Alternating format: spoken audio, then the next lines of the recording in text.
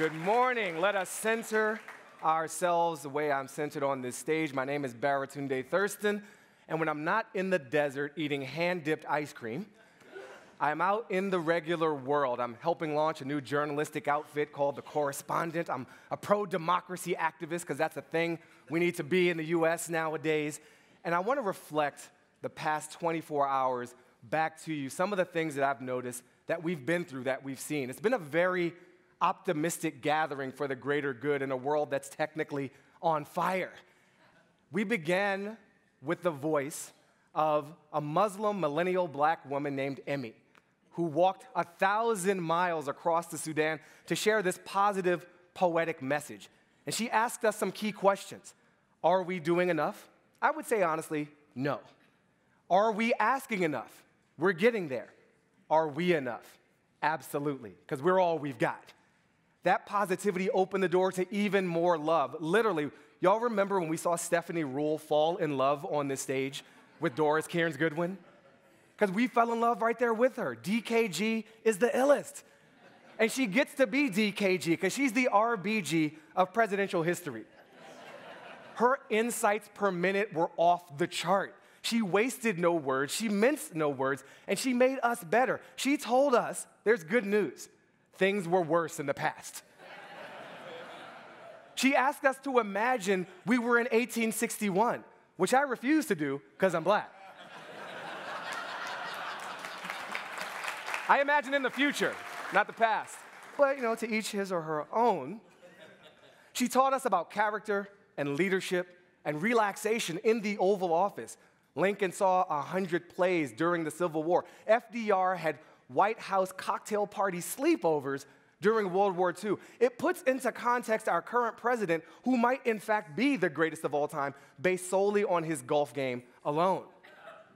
By this measure, Trump is the greatest. And that optimism continued with Ann Seltzer, who told us that the electorate isn't just emotionally activated, but physically activated, based on measures of Emily's List and the rallies that we're going to. And I can testify to that. I canceled my gym membership. I have a rally-only workout plan at this point. Cardio for justice. It's a real deal. It's a real deal. Frank Luntz brought us down a little bit, gave us some new language. That's his thing. The J in Donald J. Trump stood for genius, according to the president ourselves. That's very believable. We should be using terms like imagine and economic freedom and inclusion. And we may be, according to him, totally fucked. When a language expert tells you that you're totally fucked, he means it. Exactly that way. But we return to positivity, finding out that coal miners are just tech workers that get dirty. I took issue with that. I know many tech workers. They're not the most kempt community in the United States. The Fallows found the center of civic gravity in our public libraries. Can we just give it up for libraries? It's amazing. I'm on the board of the Brooklyn Public Library. It's going to help with our fundraising. It's awesome. I also love that they found in our small towns this sense of conditional optimism. Not that things will get better, but that they definitely could get better. And then the programming followed that up, showing us what better might actually look like in the form of Mayor Michael Tubbs, who blew us away, telling us to lead with our values, to correct people out of love, to respond to the Department of Justice nicely and on official letterhead. And he asked us, what are we going to sacrifice to live up to our values? He told us that the cavalry's not coming to save us. We have to save ourselves, which I'd like to point out is something that someone who leads a cavalry might say. So I'm just going to put it out here now, Michael Tubbs for president. We don't have a lot of time. According to the IPCC, we got 12 years, so let's just get this going. I went out to get some snacks during the breaks because I heard Google has amazing snacks. But there were layers between me and some of these snacks. There was an automated mechanical arm that people were yelling at. Controlling that arm was a speaker with a screen attached that people were also yelling at. And controlling that device was a human who I just asked to get me the snack directly, and it worked out much better. I think there's a metaphor in that we could all internalize a little bit. Speaking of AI, John Hennessy gave us the latest update on artificial intelligence. And what stood out to me is after all these decades and all this innovation, it's still not as good as a 5-year-old at determining what a cat is. It's like, don't ask Google, ask a 5-year-old. which seems like a perverse plan to reinstitute child labor. I'm not sure that's what he was going for, but that's where my head went. I like that he brought up bias in the algorithms as well. Like, I've digested all the Terminator documentaries, and I think Skynet is bad, but a racist and sexist Skynet is way worse. So let's make sure we open up that process, are inclusive in designing these systems to begin with. Now, the founders of Lyft were here, and we learned some really amazing things about their personal life. Logan has a 5-week-old baby. And when he was about to reveal the name of his child, I wanted him to say that he named his kid Uber. Right? How appropriate would that be? He's around his house, he's fresh, and Uber shat all over the place all over again. It just fits. It just fits. I also appreciated the radical business strategy of being nice to your employees.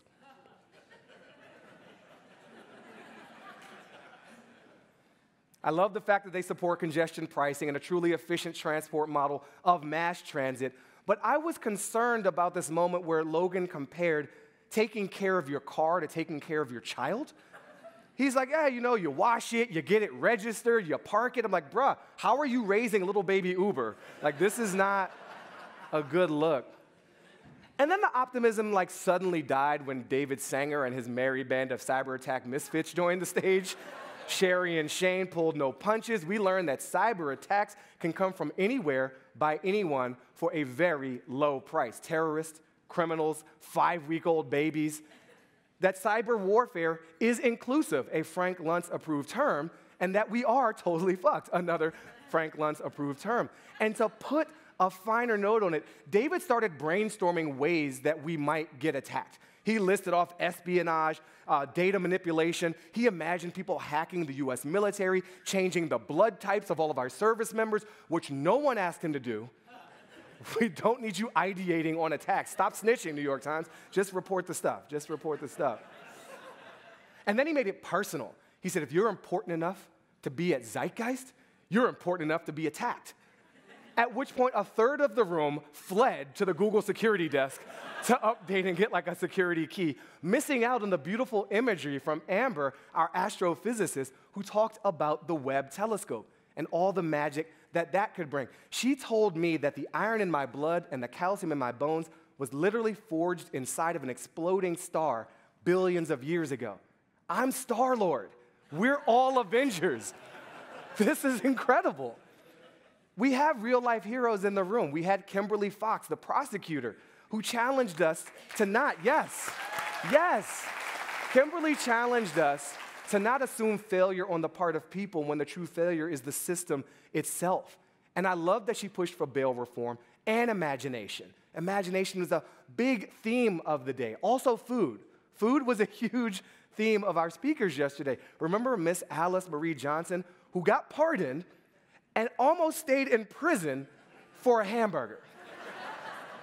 Now, I joyfully and gratefully welcome Miss Alice back, but my real question is, what kind of burgers they serving in prison? Zeitgeist burgers are really great, but prison burgers, is that the new thing? Is that the hot new food truck is prison burgers? I hope not. I hope not. Miss Alice inspired us all, and she warned us. People told her not to look back when she left prison. But she did more than look back. She looked forward to the people who she could bring with her, just like Michael Tubbs did, who went back to Stockton. So maybe Tubbs Johnson is the ticket we need. Again, we don't have much time, 12 years, according to the IPCC report. Now, a moment for me that was very interesting, Mark Holden got me to willfully applaud an employee of Koch Industries. I didn't see that coming. I don't know if the rest of you were just on board, but I was like, I don't clap for Kochs. That's not my thing. But what he's doing in criminal justice deserved it. And the way that he described the Republican approach to this issue, they come for the savings, they stay for the salvation, that sounded like a car dealership weekend special, right? Come on down to Redemption Ford. Come for the savings, stay for the salvation. I don't have too much to say about Lior, our mentalist. He said a lot. He moved a lot. He creeped me out a lot. And I only have two possible explanations for what he did on this stage. One, he's the latest prototype of the Google Assistant, directly embedded with information gathering technologies. Or two, he's a witch. For my sanity, I need to stick with one. So thank you, Google. It was really fun to visit Wakanda with Hannah Beekler and Sal Masekela. And the lessons I took from that were Hannah studied the world before she created it. She spent all this time in South Africa, and I think, again, a good metaphor in that. She also was very direct about what to do about inclusion. Just hire people. Just hire people. Think beyond ourselves and put people over technology. And Nile Rodgers brought it all together. But before he could, he reminded us of just how dope he was in the most understated way possible. He's like, yes, I was hanging out at a bar with my boy Billy Idol, and then David Bowie shows up and gets puked on by my uncle, Luther Vandross. I was listening to a Lenny Bruce album, he's my other uncle, and also I'm an astrophysicist. Where did that come from? How do you bury the astrophysicists? That's like, oh, this? It's just astrophysics in my back pocket. But his deeper message is the one that I think should wind us together in this day and the days beyond, that we need to be borrowing and stealing ideas from each other so we evolve and actually progress to that future. So I hope that we take the ideas from here and the ideas that we are a part of in the world, put them together to race towards something better than what we came from. So that when we ask Emmy's questions again, are we doing enough? The answer is yes. Are we asking enough? The answer is yes. And are we enough? The answer is absolutely yes. I'm Baratunde Thurston. Thank you very much. Enjoy day 2.